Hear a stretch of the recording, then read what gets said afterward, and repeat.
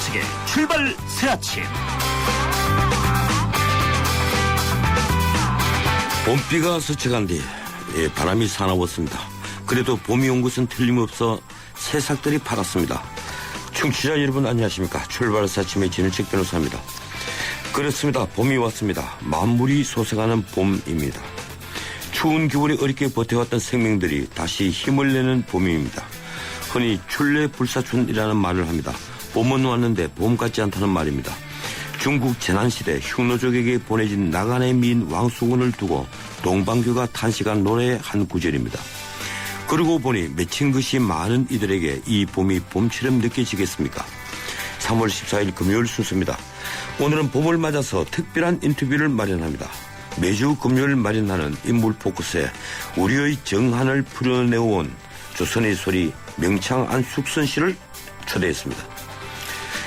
휴대전화 불법 보조금으로 3대 통신사에게 영업증재와 과징금이 부과됐습니다. 그런데 소비자와 영세상에만 피해를 본다는 지적이 많습니다. 잠시 뒤 일부에서 전문가 의견을 듣겠습니다. 지방선거를 앞두고 야당의 통합이 속도를 내고 있습니다. 승부는 수도권에서 누가 이기느냐 하는 건데요. 민주당의 전략을 맡고 있는 최재 전 의원을 2부에서 만나겠습니다. 전두환 전 대통령 일가의 미술품에 대한 경매가 완결됐습니다. 3부에서 직접 경매를 진행한 김현희 경매사를 연결해서 뒷이야기를 듣겠습니다. 전은책의 출발사진 출발합니다. 자동차를 포장하는 모든 형용사와 감탄사를 빼고 나면 남는 단 4개의 동사. 자동차의 본질은 결국 이 4가지. 본질로부터 소나타. 3월 24일. New thinking, new possibilities. 현대자동차.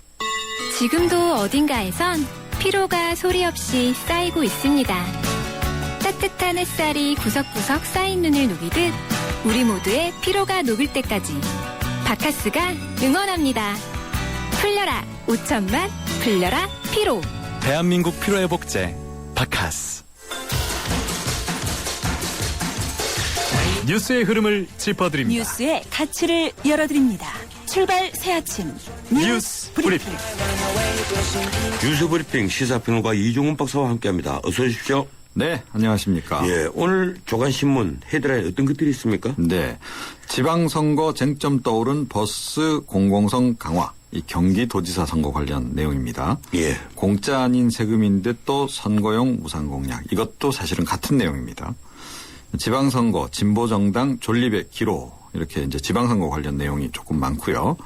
제2경부고속도로 129km 내년 착공, 이것도 직접적이진 않지만 지방선거와 약간 관련이 있지 않나 이런 생각이 듭니다.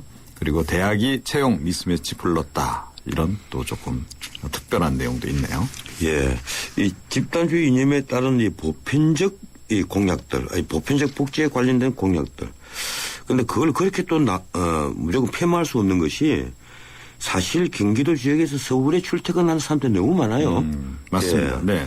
어떻든 그 지방선거용 이 무상 공약에 대해서 이제 보수 진보 양 진영의 그 공방이 또 심해질 것 같은데. 예. 예, 어떻게 전망하십니까? 약간 경쟁심이 좀 벌써 발동하는 것 같아요. 예. 김상곤 전 경기교육감이 지난 12일 출마 선언을 하면서 그러니까 버스 공영제, 그러니까 무상 버스를 공약으로 제시를 했습니다. 예. 버스 회사를 민간 기업이 아닌 경기도가 아예 운영을 하겠다, 이런 거나 다름없습니다. 이렇게 되니까 그 민주당 김진표 의원 경기도지사에 지금 출마를 또 했죠. 아무리 역량이 뛰어나더라도 임기 내 무상 대중교통 시대를 열 수는 없을 것이다, 이렇게 비판하고 나섰습니다. 새누리당의 심재철 최고위원도 이 버스 공짜 제도에 들어갈 돈이 얼마나 되는지 정확한 계산서부터 내놓아야 할 것이다, 이렇게 비판을 했어요. 그 이외에 지금 새누리당 쪽에서 원유철, 정병국, 김영선 현직 또는 전직 의원들 지금 출마 선언을 한 상태고, 민주당 쪽에서는 김진표 의원 이외에도 김창호 전 국정홍보처장, 예, 이렇게 또 출마를 선언한 상태인데, 이 나머지 후보들은 지금 준공영제 도입을 주장하고 있는 상황입니다. 예, 어떻든 이 무상 시리즈 뒤에는 늘 따라붙는 것이 재원 문제 아니겠습니까? 그렇습니다. 예, 이 준공영제를 하려고 해도 또 예산에 들어가는 것 같은데 어떻게 되어 있습니까? 네. 김상곤 전 경기교육감이 이야기하는 완전 버스 공영제, 말고 준공영제를 지금 다른 후보자들이 이야기를 하고 있다 말씀드렸는데요. 예. 사실 이것만 하더라도 예산이 상당히 들어간다 그럽니다. 그러니까 수익금을 버스 업체들이 공동 관리하고 적자분을 이제 자치단체 쪽에서 보전해 주는 것이 이제 준공영제인데 이 경기도하고 경기개발연구원이 안 그래도 2006년에 그 연구를 했다 그래요. 그 결과 연간 5천억 원 정도 재정이 필요한 것으로 이렇게 결론이 났다 그럽니다. 현재 서울시가 이제 준공영제를 채택을 하고 있습니다. 그래서 1년에 버스 한 대당 3,100만 원 이렇게 지원 중인 상황이고요. 경기도는 민영제를 골간으로 하면서 약간 보조금을 얹어주는 그런 방식인데 한 대당 1,900만 원 지원 중인 상태라 그럽니다. 예, 이 서울 시내를 달리는 버스 회사들 절대 망할 수 없는 기업이지 않습니까? 그렇습니다. 예, 그게 준공영제 때문이죠. 감사원은 경기도 방식을 추진하고 있다고 하죠? 예. 이 감사원이 사실은 2012년에 그 서울시가 버스 준공영제를 운영하면서 예산을 과다 지원한 것을 발견해낸 적이 한번 있죠. 그때 지원 근거가 명확하지 않은 노조 지원금까지 총 운송 비용에 포함시킨 것으로 이렇게 드러나기도 했습니다. 경기도 측이 이번에 설명한 바에 따르면 이 경기도 방식, 그러니까 민영제에다가 보조금을 얹어주는 그런 방식이 감사원에서도 좀 선호하고 있다 그래요. 그래서 지자체 쪽에 좀 전파되고 있는 그런 상황이라고 합니다. 예, 뭐 공영제든 준공영제든 이 버스가 이 제대로만 달려주고 또 버스에서 일하는 분들 처우가 개선되고 이 승객들이 좀 더 편안해지면 얼마나 좋겠습니까? 과천에서도 조류 인플루엔자 발병 사례가 발견됐죠? 네, 그렇습니다. 지난 9일에 과천에서 큰 기러기 폐사체가 이제 발견이 됐는데 양성 반응이 나온 겁니다. 고병원성 여부 조사 중인데 그럴 가능성이 높다 그러고요. 이에 따라서 지금 그 과천 서울대공원 내 동물원 어제 낮부터 휴원에 들어갔고 이 어린이대공원 동물원도 오늘부터 운영 중단을 한다 그럽니다. 서울시가 일단 그 사육하고 있는 가금류도 제한 조치를 지금 취했다 그러네요.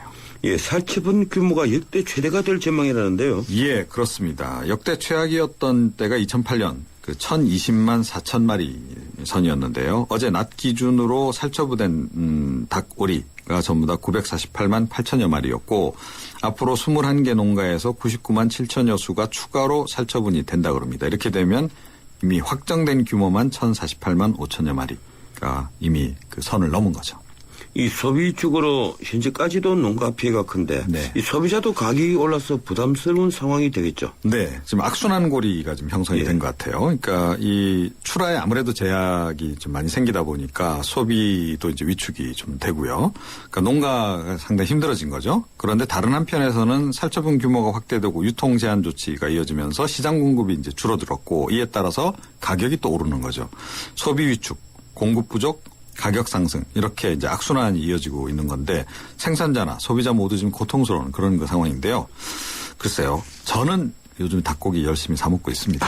저의 그 면역력을 한번 믿어보기로 했습니다. 고맙습니다. 여기까지 듣겠습니다. 네. 지금까지 뉴스 브리핑 이종훈 박사였습니다.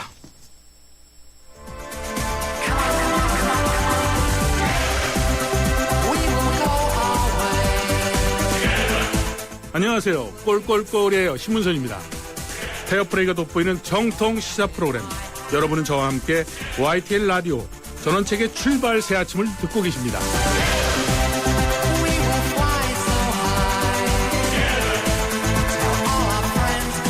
휴대전화 불법 보조금 경쟁을 벌려온 KT와 LG U+, SK텔레콤 등 이동통신 3사에 대한 45일간의 사업 정지가 어제부터 시작됐습니다.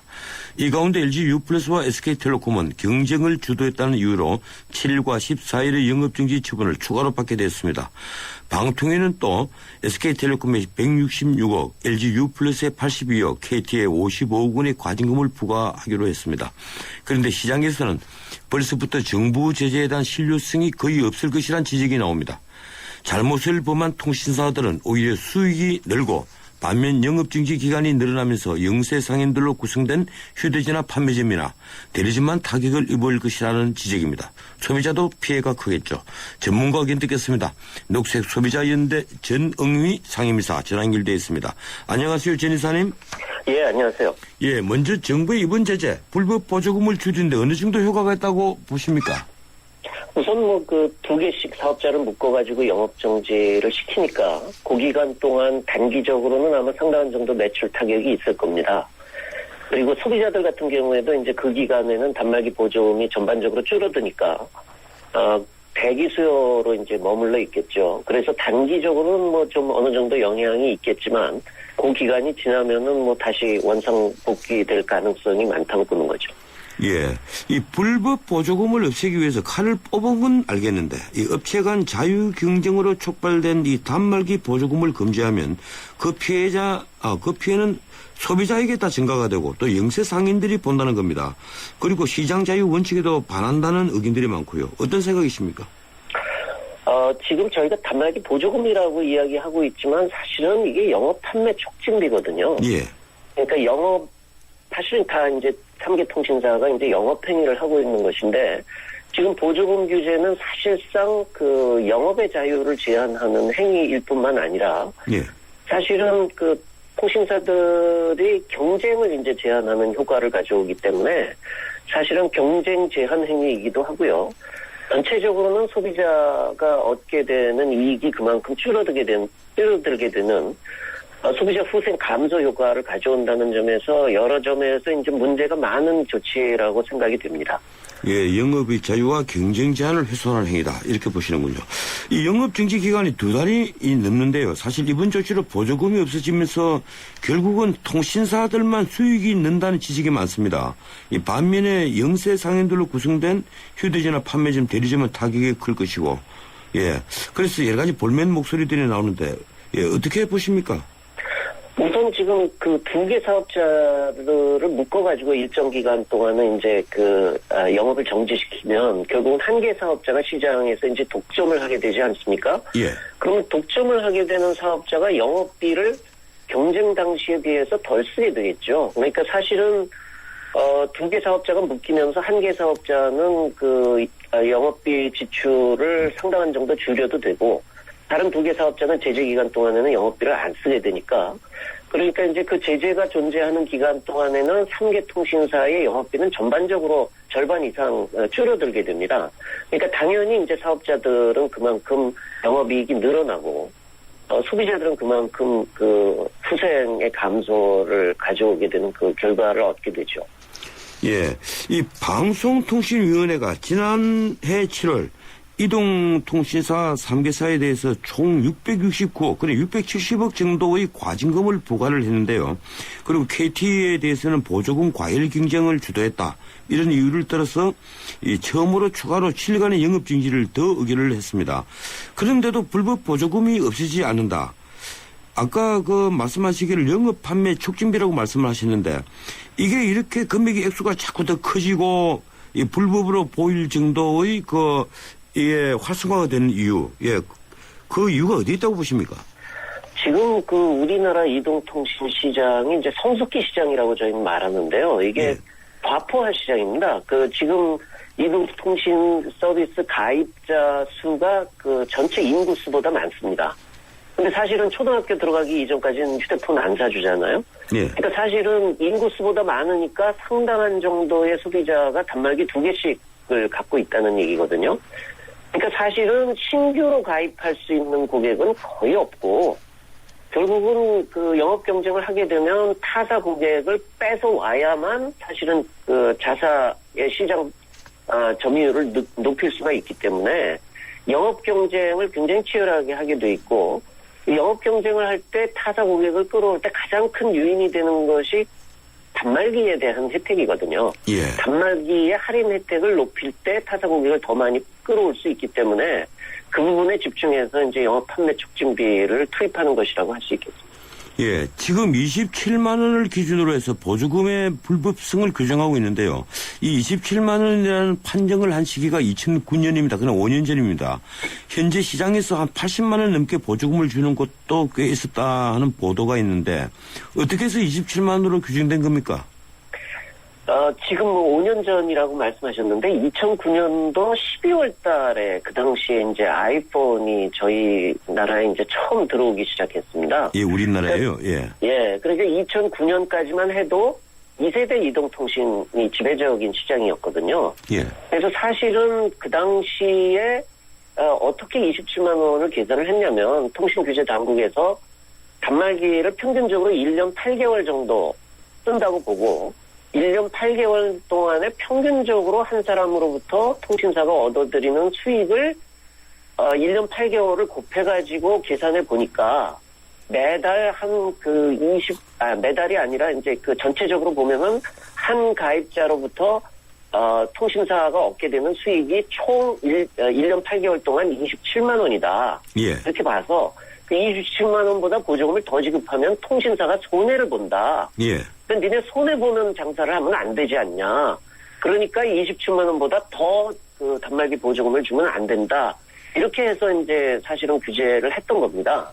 예. 근데 이제 문제는 뭐냐면은, 그 이후에 이제 스마트폰이 보급이 되면서 3세대나 4세대로 넘어가면서 사실은 통신사들의 그 매출액이 3세대 서비스 같은 경우에는 평균 한 30% 이상 증가했고요. 예. LTE 같은 경우에는 거기에서 다시 한 15% 정도 증가를 합니다. 그러니까 전체적으로 보면 한 100% 증가하기 때문에 2세대 기준으로 그때 산출했던 27만 원이라는 액수를 보면 지금은 거의 한 50만 원 이상 예. 충분히 사업자가 수익을 보고 있다. 그렇게 볼 수 있는 거죠. 예, 사실 통신사들이 수익 구조를 방금 말씀을 들으니까 제가 알 수 있을 것 같군요. 예, 그러면 이 보조금 상한선을 어느 정도로 정하면 현실성이 있다고 보시는 겁니까? 근데 이게 사실상 되게 어느 나라도 네. 그 사업자가 영업 판매 촉진비를 얼마까지 써도 된다 이런 규제를 하는 것은 없습니다. 예. 그러니까 사실은 보조금 상한선의 기준이라는 건 지금 없고요. 지금 현재도 그 방송통신위원회가 규제하는 것은 왜 누구는 50만 원 보조금을 주고 누구는 20만 원 보조금을 주냐. 예. 그래서 보조금 차별을 하고 있다는 이유에서 규제를 하는 것이지 보조금을 너무 많이 주는데 얼마 이상 주면 안 된다. 이런 차원에서 규제를 하는 것은 아닙니다. 예, 그렇군요. 어쨌든 그동안 보조금을 과다하게 지급한 통신회사들, 이 보조금을 거의 다 통신요금에 증가한다고 봐야 되지 않겠습니까?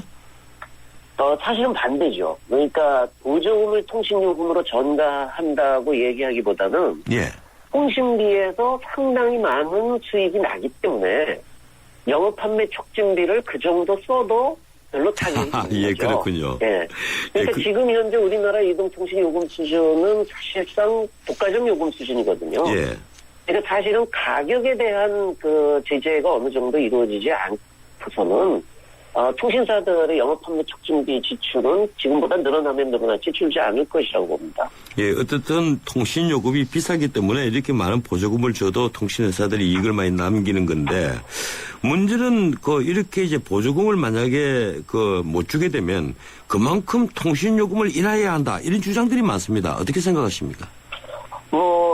일리는 있는 주장이죠. 그러나 이제 현실적으로 보면 누가 돈을 많이 벌었는데 많이 번 거를 많이 쓰면 예. 너 너무 많이 쓰면 안 된다 하고 그러면 그걸 실제로 그만큼 덜 쓰고 자기 수입을 그러면 일부러 줄일 거냐.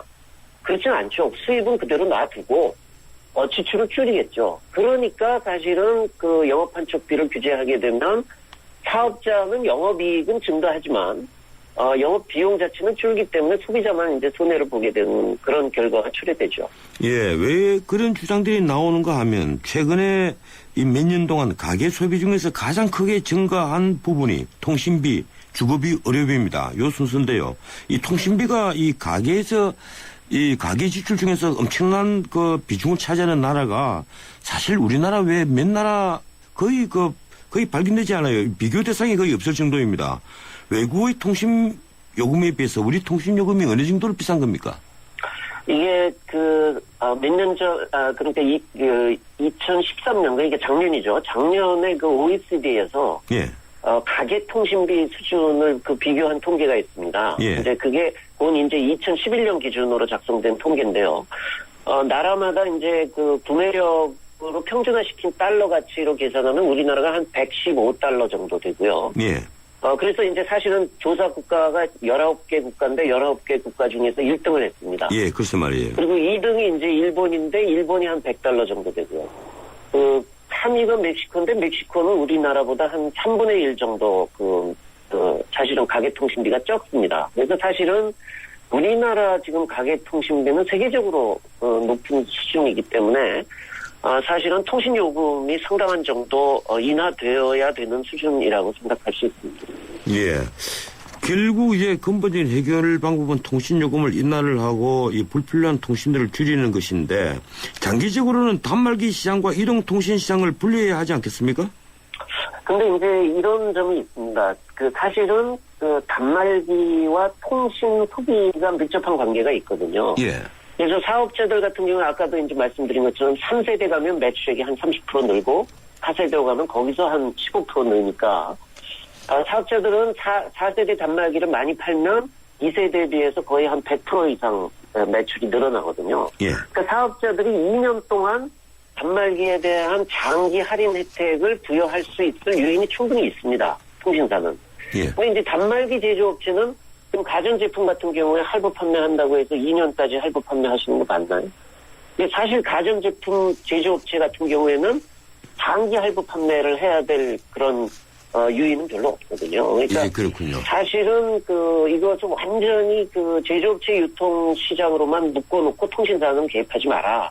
이렇게 되면 단말기 가격의 할인 혜택은 전반적으로 줄게 돼서 단말기 구매 부담이 상당히 높아진다는 문제가 생길 수 있습니다.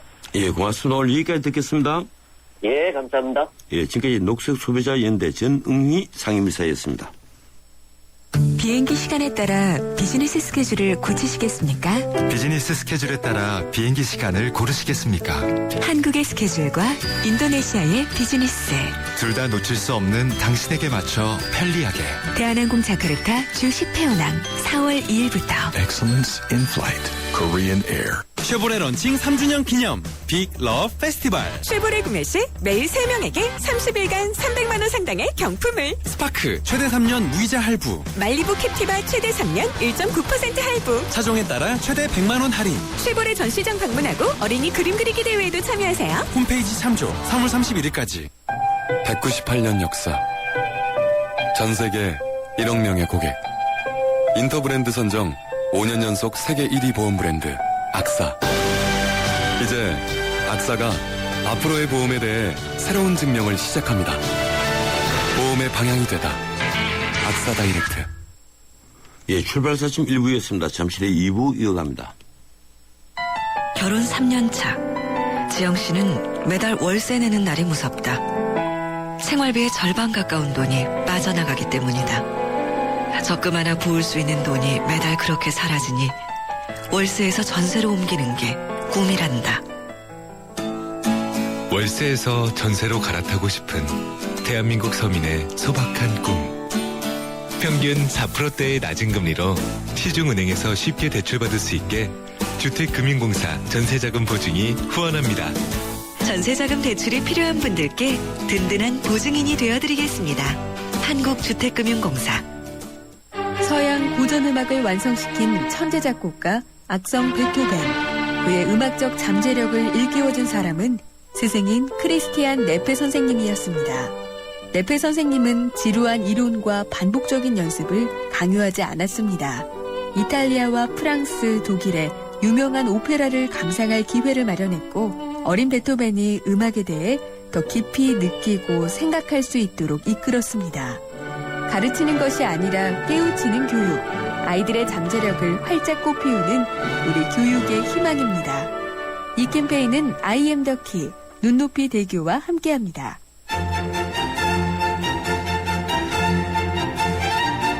출근길 정통 시사 라디오 프로그램 YTN 라디오 전원책의 출발 새 아침. 예, 전원책의 출발사침 2부 시작합니다. 지금 시각은 7시 35분 30초 되고 있습니다. 예, 도로정보 알아보겠습니다. 김진균 캐스터. 네, 출발 시 아침 교통정보입니다. 내부순환로 성산대교 쪽으로 전 시간부터 고장차 여파를 받습니다. 연희램프 목간 지점 3차로에 화물차가 고장으로 서 있는데요. 이 때문에 정릉터널부터 고장차 지점까지는 시속 20-30km 미만으로 통과됩니다. 강변북로 올림픽대로는 모두 강동쪽으로 교통량이 조금 더 많은데 강변북로는 가양대교부터 서강대교, 마포대교에서 동작대교까지 밀리고요. 이 구간 통과하는 데는 대략 35분 정도가 소요가 되고 올림픽대로 하남 쪽으로도 방화대교부터 성산대교, 여의교부터 한강대교까지 밀리는데 이 구간 통과하는 데는 대략 30분 정도가 소요되고 있습니다. 출발새 아침 교통정보였습니다.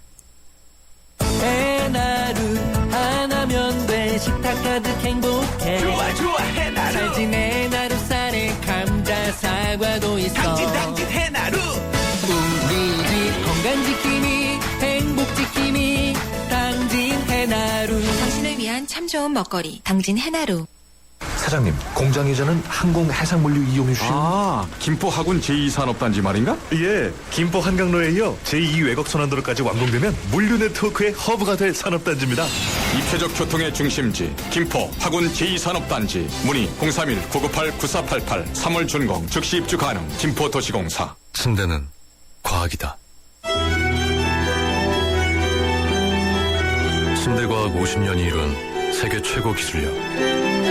배우던 나라에서 가르치는 나라로 우리 침대에서 자기 할 것이다. 전 세계인을. 에이스 침대. 이따가 같이 점심 먹을까? 다음에. 오늘은 하노이에서 점심 약속 있거든. 뭐? 오늘 하노이에서 점심을? 아시아나 하노이 주간편 증편호나. 밤에도 낮에도 편리하게 모십니다. 아름다운 사람들 아시아나 항공.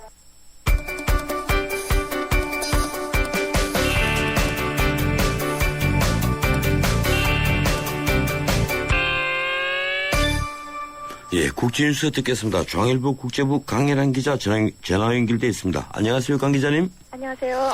예, 지난 8일 베이징으로 가는 도중에 이 사라져버린 말레이시아 항공여객기가 최종 교신 지점으로부터 4시간가량 더 비행한 것 같다. 이런 보도가 나왔습니다. 이게 사실이라면 비행기가 납치됐을 가능성을 배제할 수 없게 되겠죠? 월스트리트 저널 인터넷판은 13일 말레이시아 항공 MH370편이 최종 교신 지점으로부터 4시간가량 더 비행한 정황이 미 항공조사관과 안보 관련 당국자들에게 포착됐다고 전했습니다. 이 MH370편의 기종인 보잉 777은 비행 중에 일체의 엔진 데이터를 자동으로 지상 시설에 송신한다는데요. 이 데이터에 근거하면 여행기가 총 5시간 운항한 것으로 나타난다는 겁니다.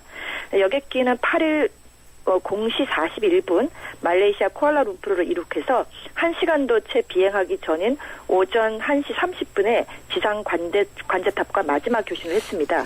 그런데 이후에 레이더에서 사라진 채 추가 비행을 했다면 조종석에서 누군가 고의로 자동 응답 장치를 껐다는 말이 되거든요.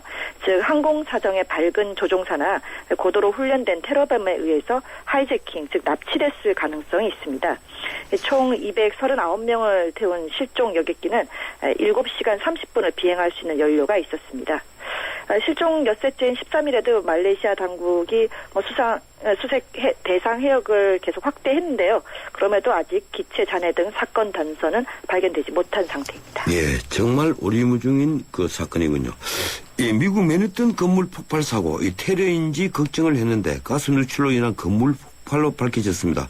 그런데 사망자가 7명으로 늘어났다고 하죠? 네, 미국 뉴욕 맨해튼 이스트 할렘에서 발생한 주거용 건물 폭발 붕괴 사고 사망자가 7명으로 확인됐습니다. 부상자도 최소 60여 명에 달하고 실종자도 아직 여러 명 남아 있습니다. 사고 직후 중단됐던 철도, 지하철은 당일 오후에 늦게 정상화되면서 뉴욕이 다시 일상으로 돌아왔다고 합니다. 이 사고는 이날 오전 9시 34분쯤 파크 에비뉴와 116번가에 있는 5층짜리 주거용 건물 2채가 폭발과 함께 붕괴하면서 벌어졌습니다. 빌 더블라지오 뉴욕 시장은 가스 누출로 인한 사고로 보인다고 밝혔습니다. 지난 1일 취임한 더블라지오 시장으로선 취임 이제 71일째 맞은 사고인데요. 폭발 현장이 속한 할렘이 뉴욕 빈민들이 주로 사는 곳이고 또 이곳이 히스패닉, 즉 스페인어권 마이너리티가 많이 사는 곳이라는 점에서 불평등을 극복할 수습 대책이 기대됩니다. 이스라엘과 팔레스타인이 지난 2012년 이후 최대 규모로 로켓포를 주고받았다고 합니다. 중동 평화 협상의 길이 용원해 보이는군요. 현지 시간 12일 저녁 팔레스타인 무장정파 하마스가 장악한 가자 지구에서 로켓가 발사돼 이스라엘 남부로 날아들었습니다. 일부는 민간인 거주 지역에 떨어졌고요. 이스라엘 군도 즉각 반격에 나서서 하마스의 거점 29곳을 포격을 했다는데요. 이틀간 주고받은 로켓포가 60발에 이른다고 합니다. 이는 2012년 11월 양측 전투로 1000여 명이 사상했던 8일 전쟁 이후로 최대 규모의 포격 공방입니다. 양측의 사상자 수는 아직 정확히 파악되지 않았습니다. 이번 충돌은 지난 11일 하마스 무장 세력 병사 3명이 가자 지구에서 이스라엘 무인기 공격을 받아 숨진 것이 도화선이 되는데요. 양측은 계속적인 공방과 성전을 다짐하고 있는 상태입니다. 이에 따라서 다음 달 말 최종 합의를 목표로 하고 있는 이스라엘 팔레스타인 간 평화협상 타결도 더욱 어려워진 전망입니다. 예, 고맙습니다. 여기까지 듣겠습니다. 감사합니다. 예, 지금까지 중앙일보 국제부 강현은 기자였습니다. 뉴스를 창조하는 시사 프로그램, 뉴스를 풀어내는 시사 프로그램, 전원책의 출발 새 아침. 지방선거를 앞두고 통합을 선언한 민주당과 새정치연합의 신당 창당 작업이 속도를 내고 있습니다. 어제는 정치혁신안을 마련할 새정치비전위원회가 첫 회의를 열고 본격적인 활동에 들어갔습니다. 두 당이 혁신을 두고 경쟁을 하다가 함께 힘을 합친 셈인데 어떤 혁신안이 나올지 궁금해집니다. 민주당의 전략을 맡아온 최재천 전략홍보본부장으로부터 입장을 들어보겠습니다. 전화 연결되어 있습니다. 안녕하세요, 최 의원님. 예, 안녕하세요. 오랜만입니다. 예, 오랜만입니다. 예, 이 야당 통합 작업이 잘 진척되고 있는지 궁금합니다. 요새 많이 바쁘실 텐데 이달 안에 신당을 창당하죠? 예, 그렇습니다. 예, 일단 창당이 2단계 절차를 밟는데요. 예. 그러니까 김한길 대표와 안철수 대표가 공동으로 새로운 제3 가설정당을 창당하고요. 예. 그다음에 이제 그 다음에 이제 현존 민주당과 합당하는 그 2단계 절차를 밟는데 이달 내로 제3 신당은 창당을 끝내야 되는 거고요. 예. 다음 달 초쯤에 기존 민주당과 합당하는 그런 2단계 절차를 거쳐서 완전한 창당에 이를 수 있을 것으로 봅니다. 예, 당명에 이 민주라는 단어 그리고 새정치라는 단어를 양쪽에서 다 고집을 한다 이렇게 언론에 보도되는데 어떤 의견이십니까? 근데 사실 고집이라는 단어는 조금 과장돼 있는 것 같고요. 예.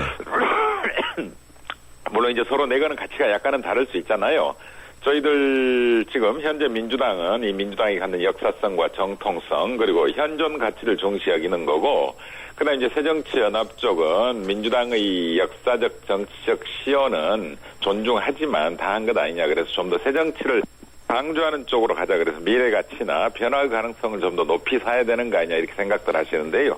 예. 하여튼 지금 저희들이 여론조사도 돌리고 있고 또 당내 공모 절차도 하고 있고요. 예. 그래서 적절한 수준에서 새정치와 민주가 갖는 그 현재 가치와 미래 가치를 잘 살리는 쪽에서 결정될 수 있을 거라고 생각합니다. 예, 당명 하나만 두고 보면 민주당이 보수적이고 그리고 새정치연합이 진보적이군요. 아니 사실 민주당이 보수적인 가치가 아닌데 민주야말로 민주주의 가장 핵심이자 영원한 가치일 텐데 저희들이 그간 워낙 게으르고 또 쭉 선거에서 패배하다 보니까 이 민주당이라는 네이밍 자체가 대단히 보수적이고 패배주의적이고 이런 냄새가 나는 건 사실입니다. 그래서 변하려고 노력하는 거고요. 예. 예, 그래도 민주라는 가치보다 더 중요한 가치가 어디 있겠습니까? 그렇습니다. 예, 좀 존중해 주시기 바랍니다. 예. 어쨌든 이제 지방선거가 여야간 1대1 구도로 바뀌었는데 그래서 새누리당 또 중진들이 대거 출사표를 내면서 판이 커져버렸습니다. 이 수도권 승부가 핵심일 텐데. 그러게 어떻게...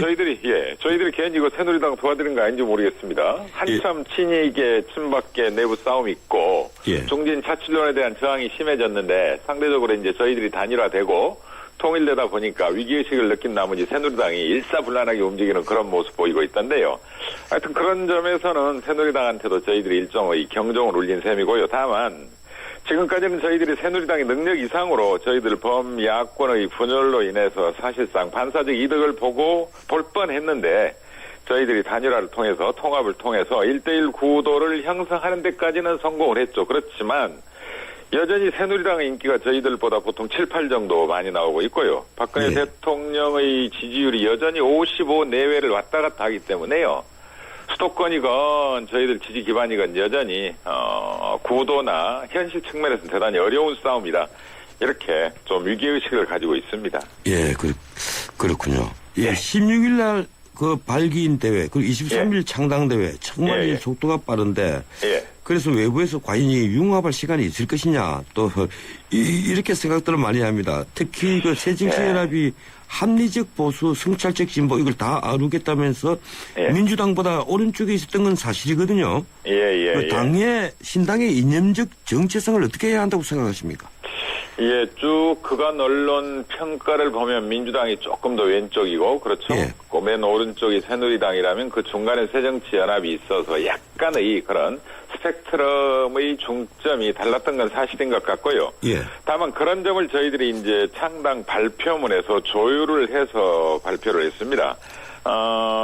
외교 안보적으로는 튼튼한 안보 그리고 한반도 평화 체제를 강조를 했고요. 그다음에 국내 정치 측면에서는 경제 민주화와 복지 국가를 축으로 해서 민생 중심주의 노선을 쫓겠다. 이걸 분명히 저희들이 말씀드렸거든요. 그래서 저희들은 근본적으로 과거와 같은 이념적 틀거리 그런 평가를 지양을 하고 구체적으로 민생 중심 차원에서 어떻게 하면 현재 그 삶의 문제 먹고 사는 문제를 잘 해결할 수 있느냐, 문제를 잘 해결할 수 있는 정당, 이것이 저희들이 가장 근본적인 이념적 좌표라가 될 거라고 생각합니다. 오늘 말씀하신 거 보니까 우리 최 의원님도 거의 보수주의자가 다 된 것 같습니다. 먹고 사는 것이 핵심이라고 말씀하신 거 보면요. 선배님 따라가는 모양입니다. 이번 통합의 이 친노 세력이 사전에 전혀 알지 못했다. 그리고 통합 과정에도 이 철저히 배제됐다. 이런 얘기들이 나옵니다. 어떻게 생각하십니까? 그것도 조금 과장된 것 같은데요. 죄송한데 선배님.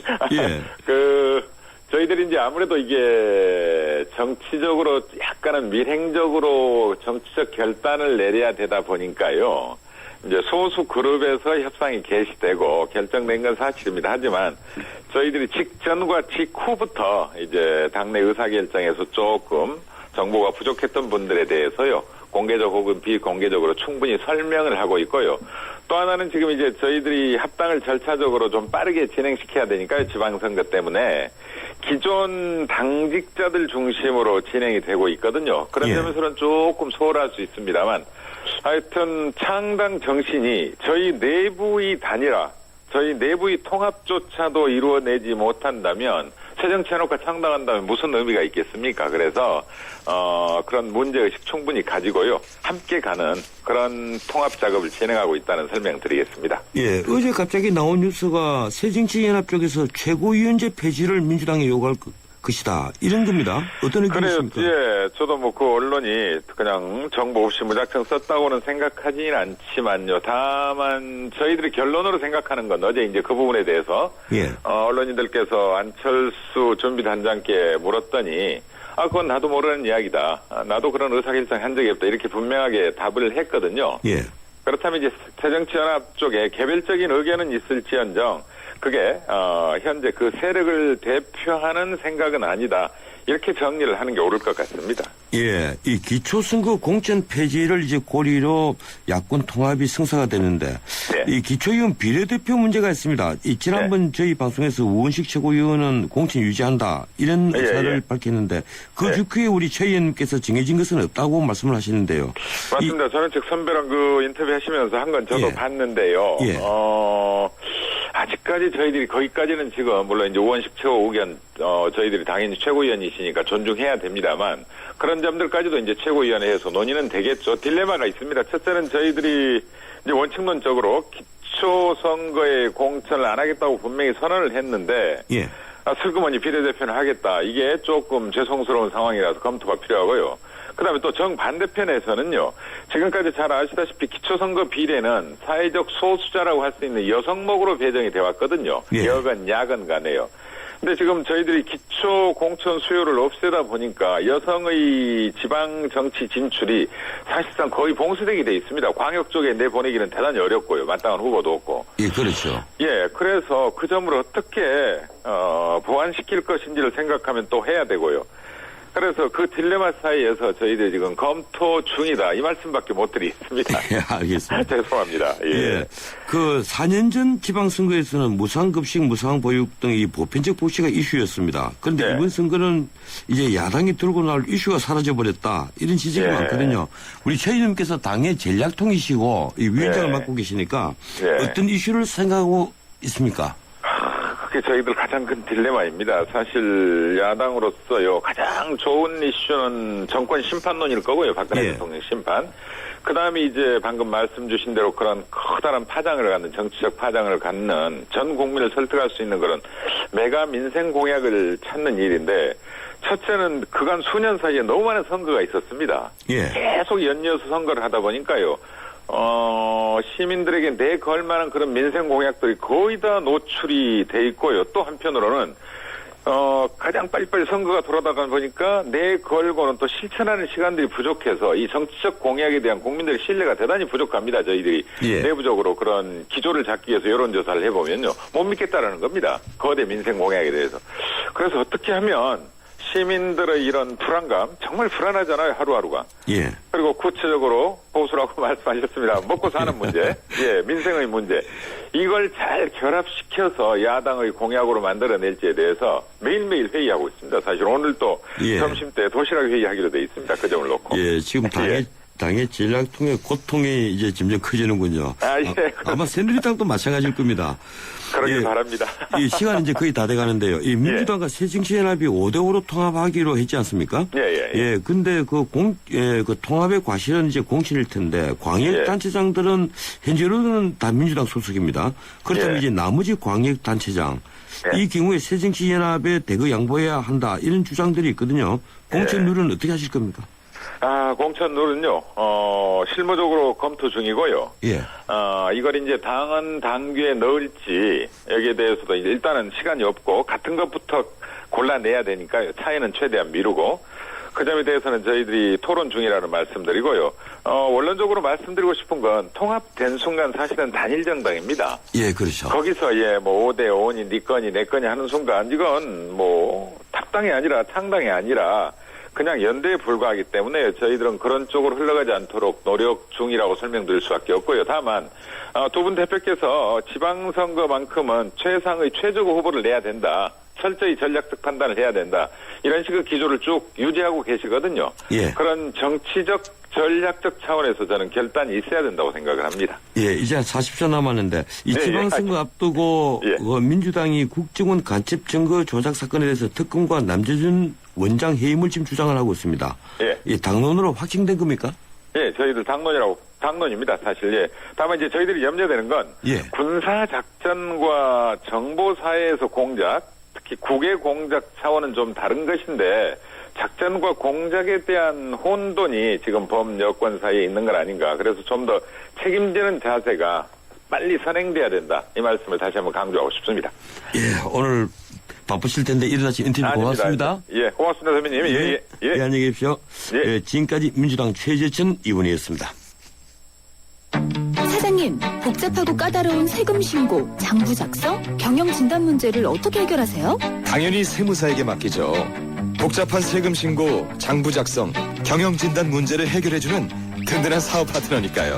세무사를 알아두는 것이 생활의 지혜입니다. 한국세무사회. 백화점 15% 할인받은 진우씨, 대형마트 15% 싸게 산 진이엄마, 대중교통 15% 할인받는 박대리. 이들은 에이블 카드를 쓴다. 15% 할인은 물론 포인트가 CMA에 모여 이자까지 쌓는다. 카드 생활의 리메이크 에셋 에이블 현대증권. 할인 한도 및 자세한 사항은 홈페이지 참조. 연아가 알려주는 좋은 물의 조건. 물 드실 땐 꼭 수온지를 확인하세요. 저는 지하 180m 천연 안만수와 드넓은 구규림이 있는 해발 680m 강원도 평창을 꼭 확인해요. 깨끗해. 강원 평창수 평창동계올림픽 공식 먹는 샘물. 2014년 하이마트 첫 전국 동시에 세일. 컴퓨터, TV, 에어컨 기획 특가에 최고 200만 원 캐시백과 최고 24개월 카드 혜택까지 이사 후 수고객에겐 특별 사은품도 드립니다. 2월 28일부터 3월 23일까지 자세한 사항은 매장에 문의하세요. 전자제품 살 때 하이마트로 가요. 출발 사심 2부였습니다. 8시 뉴스 들으시고 8시 10분에 3부 이어갑니다.